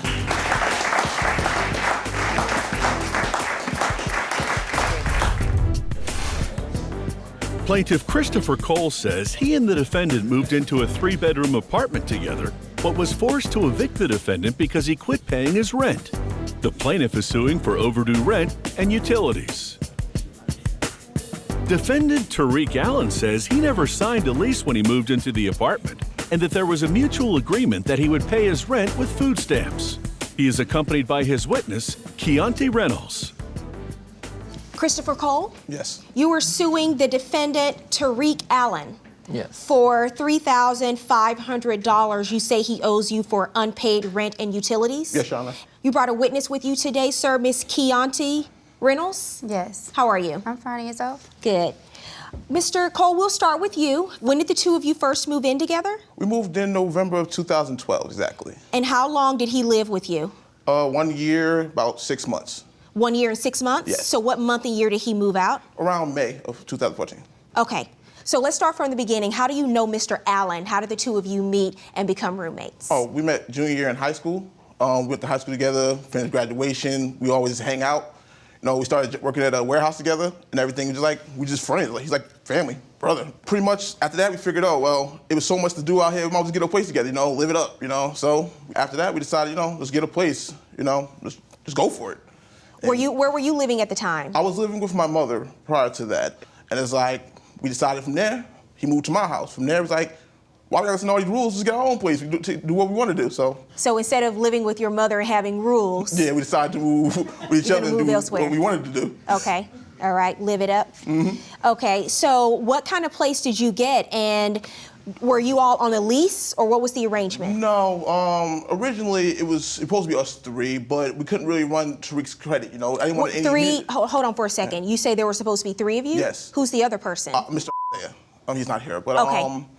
Me and Tariq decided we're gonna get a place. You have to go do background checks and everything. We really didn't want to run any risk of being denied the apartment, so we decided. What do you mean by you didn't want to run a risk of putting him on the lease? Risk of not getting the apartment? Yes, Your Honor. Why? What was the issue? Because he didn't really have any credit or any type of employment history validated that it really can help get us into the apartment. Did the landlord know that he would be moving in with Yes, the two of she did, you? Your Honor. Okay, all right. So what kind of apartment was it? How many bedrooms and bathrooms? It was a 3-bedroom, if you can call it that. It was sort of small, but it was, cozy, if you could say that. Okay, okay. Mr. Allen. Yes. You're comfortable, or you want to stand up straight for me? Yes. Okay, thank you. Just give me some background and tell me how you ended up moving in with Mr. Cole and your other friend. We bounced around from different homes. I lived with his mother, he lived with my mother, and then we decided we don't want to abide by nobody's rules. Renegade for life. We're gonna do our own thing. You're what? You're in the game of life? Renegade for life. Oh, renegade for life. Okay. So we got our own apartment, and it wasn't everything was okay up until the point where it was I lost my first job. Okay, when did that happen? Coming up on Judge Faith, helping friends can sometimes end up being a bad idea. He was a brother to me. He's family. I wasn't going to put family on the street. I know what it's like not to have none. Yeah, everybody said it was a bad idea. And that's a costly move because yes, you don't put was. family on the street, but you're here in court today suing family. Yes, you see what I'm saying? Yeah. Plaintiff Christopher Cole says he evicted his friend from his apartment because he has too many unpaid bills. Defendant Tariq Allen says he was illegally evicted and that he owes nothing. Okay. So we got our own apartment, and it wasn't everything was okay up until the point where it was I lost my first job. Okay, when did that happen? That happened, I would say, August of 2013. Okay, so what was the agreement though in terms of how much you would pay in rent and utilities each month? It was $550. Do you have a copy of the lease, sir? The one I tried to get in touch with my landlord to get it. It was really like she just gave me the runaround. I couldn't get a secure copy of the lease. So you don't have a copy of the lease? No. Okay. All right. Since he agrees that you were going to pay how much, $550 a month for the time period that you live there, Yes, I'm going to assume that how much was the total amount in rent? Originally in November it was $1,050. That was Okay, the grand and you were total. going to split that 3 ways, Yes. and then the two of you decided to add on additional money for utilities. Yes. And so what was the 3-way split in terms It of was what you... $500 Let me finish. sorry. And so what was the 3-way split in terms of what each of you would pay? Okay, for each of us it was $500. That $500 included everything from. But you say $550. Yeah. It was $550. It was just a little bit extra, just in case from bills. Okay. More or less, it was just to cover lights, cable, and rent. Everything. Got it. So you say you were paying on time up until you lost your job, which was when? August 2013. Okay, and what happened then? I was working a double shift as a security guard for Strike Force Protective Surgery. Well, I understand you say you lost your job. Yes. But what happened in terms of you, in terms of your agreement with them to pay the rent and utilities? Everything was being paid when I had the job. It was like once I fell on hard times, then things got kind of hard to get to. Okay, so you stopped paying rent. Yeah. Okay, so you all moved into the apartment November of 2012, and you stayed all the way up until May 2014. Yes. You lost your job and you stopped paying rent around November of 2013. Yes. So is it your testimony that that entire year, November 2012 to November 2013, you were paying rent and utilities? Yes. And you never missed a payment? No, I did miss a couple payments. Things were kind of late. Because I was on, by that time, in I was on November unemployment. 2013, before you lost your job, were you up to date on everything? Yes, I was up to date on everything. And you say something different? Wrong. Absolutely wrong. Okay. He paid maybe once, twice, maybe 3 times. Other than that. For the entire year? For the year. The entire year. And it was like, he is right. Things became difficult. And if anything, he didn't have me or Mr. covered. Okay, and why would you do that for an entire year? He was a brother to me. He's family. I wasn't going to put family on the street. I know what it's like not to have nothing. So it was more like, yeah, everybody said it was a bad idea. Everybody told me, Mr. told me. Everyone told me it's a bad idea. However, I didn't see it that way. He's family. I don't put family on the street. And that's a costly move because you don't put family on the street, but you're here in court today suing family. Yes, you see what I'm saying? Yes, I know.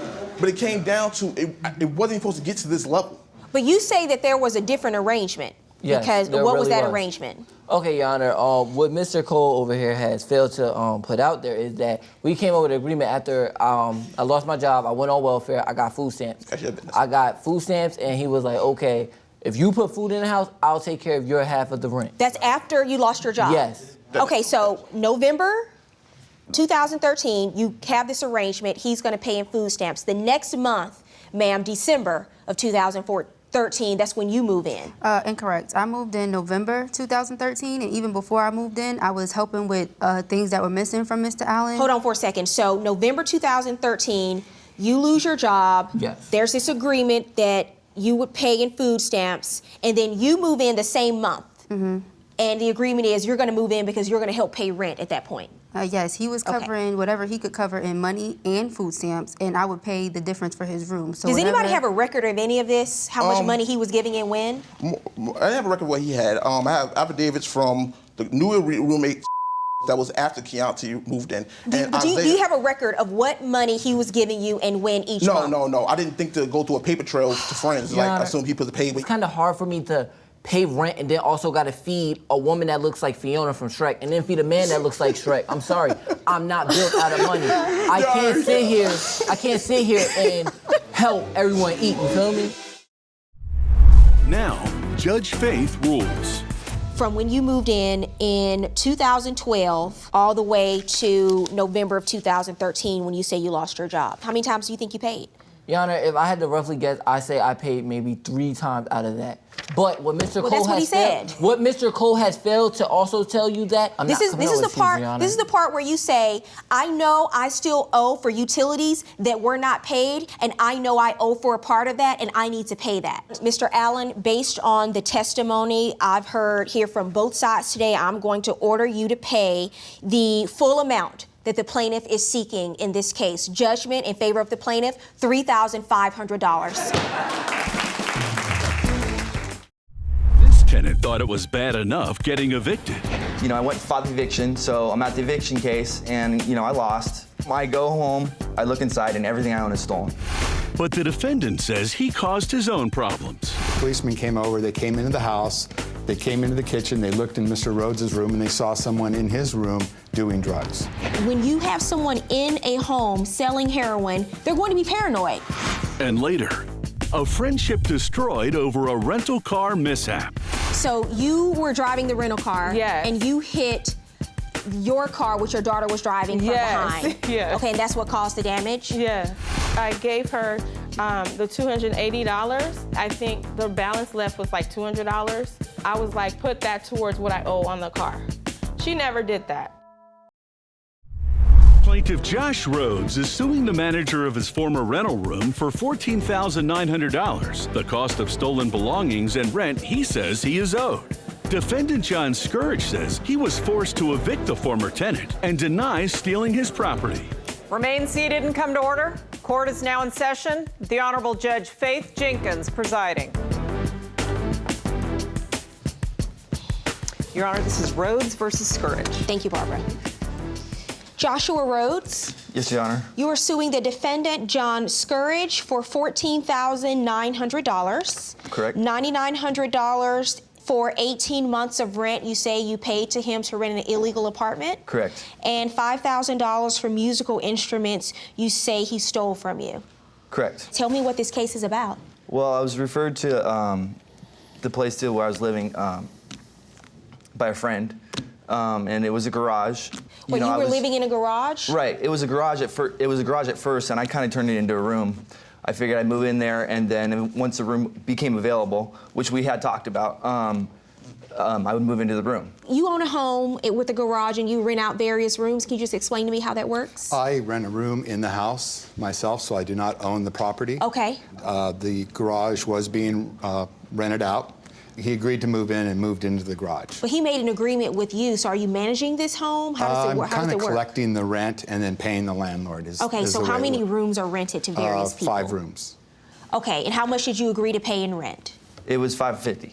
And was there running water in the garage? No running water. The initial rent was $500 a month is what he agreed to pay for, and he had complete access to the whole house, to the kitchen, to all the bathrooms, to all the facilities in the house. So there's no bathroom or kitchen or running water or anything like that? No, there was only one electrical outlet. You know, there was rodents at times. It was, you know, freezing cold. I have a 9-year-old daughter. You don't have heat, right? No, there was no heat. There was no heat. There was nothing in the garage. It was absolutely unbearable at times. So how long did you live there? I think it was over 18 months. It was a little over 18 months. Your Honor, if I can add something. As far as his living condition goes, he built a wall inside the garage, which he didn't ask to do. He just went ahead and did that. And right outside the door of the garage into the house, there's a bathroom. So he had his own private bathroom right there. He has a private bathroom, but he has to go inside of the house to use it. He opens the door. It wasn't a private bathroom. It was a community bathroom. Everybody used the bathroom when they pleased. But you had access to the bathroom. I didn't Did you have a key access. or Actually, something at like one that? point, my 9-year-old daughter had to go to the bathroom outside because it was late one night. We couldn't get inside. I don't know why the doors were locked. Something was blocking the door. I think it was the washer or dryer from her to get inside to use that bathroom. Wait, was your 9-year-old living with you? You were trying to... She visited from time to time, you know, as much as she possibly could. You know, she lives with her mom, so it was after that she wasn't able to visit, you know, because she went and told her mom. Well, you know what? If I were her mom, I wouldn't want my 9-year-old having to use the bathroom outside. Let's get to why we're here today. He said I had a problem with a roommate in the house, and that's why I ended up moving out, or had to move out. Well, the problem was I came to know that the person was doing illegal activity inside the house. What kind of illegal activity? Selling drugs.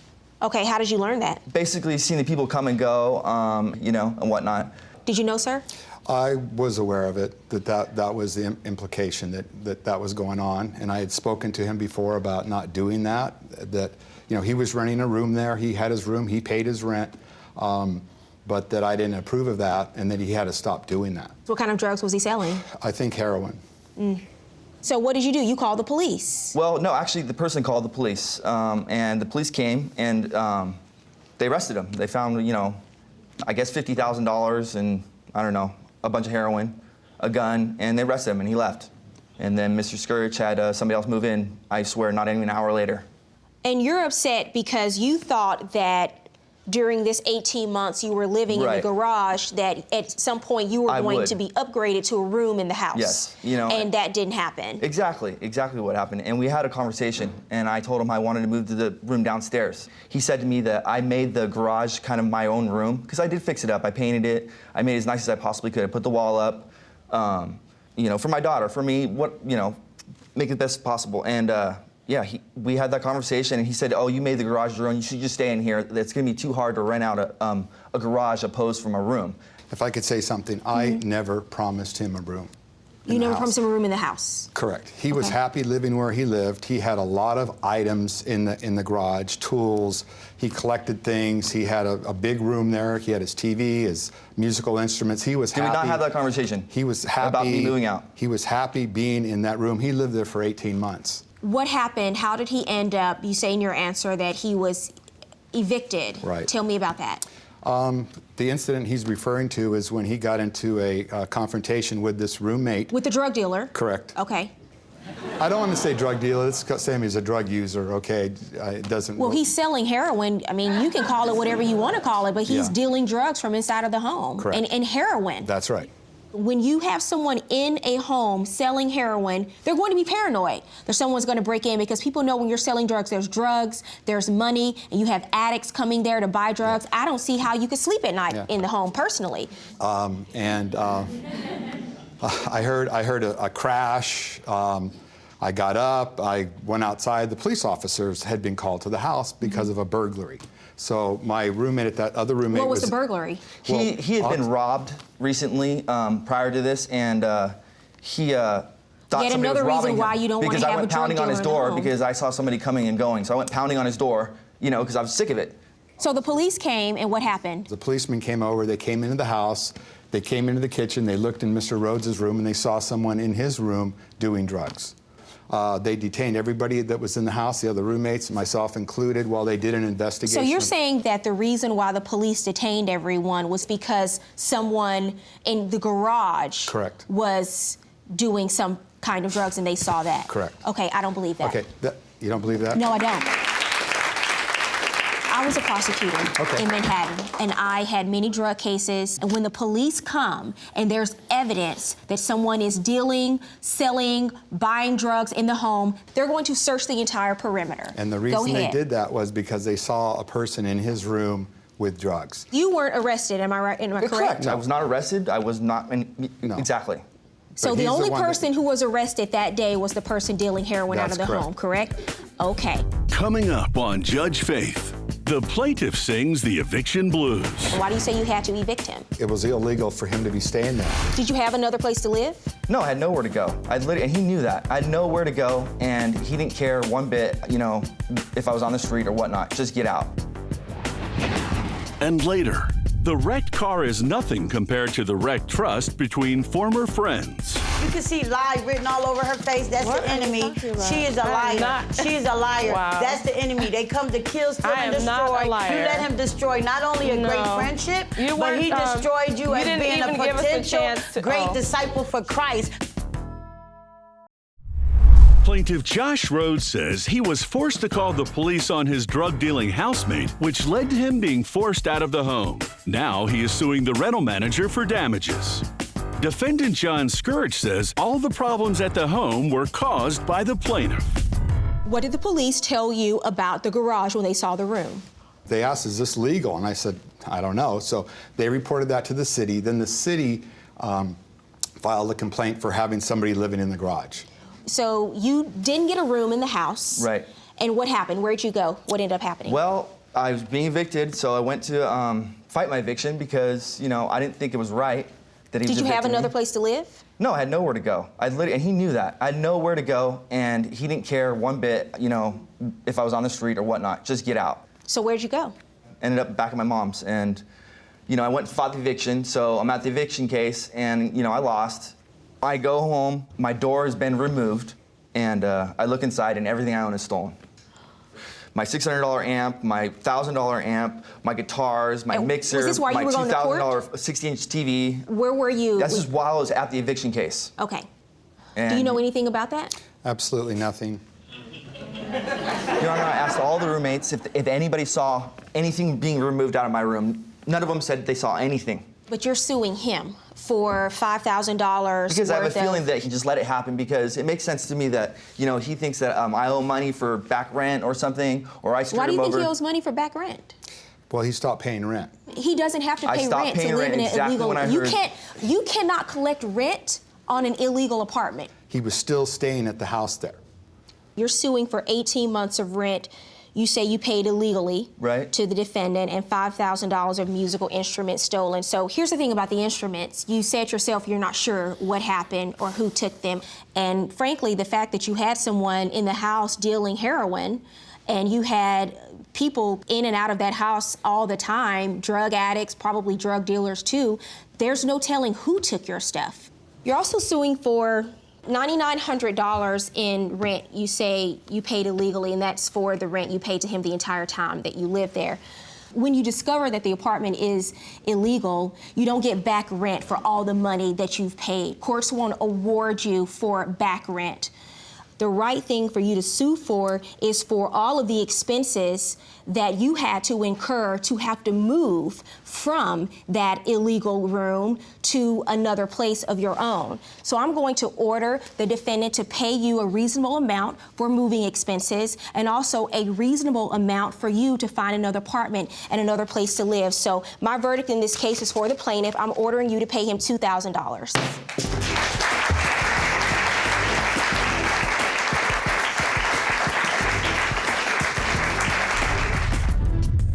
Plaintiff Renee Wright says her former friend begged her to rent a car so she could see her sick mother and then wrecked it. She is suing for $4,015 in damages. Defendant Carrie Ann Armstrong says the plaintiff refused to purchase insurance for the car rental. She is countersuing for $203 for money owed on the rental.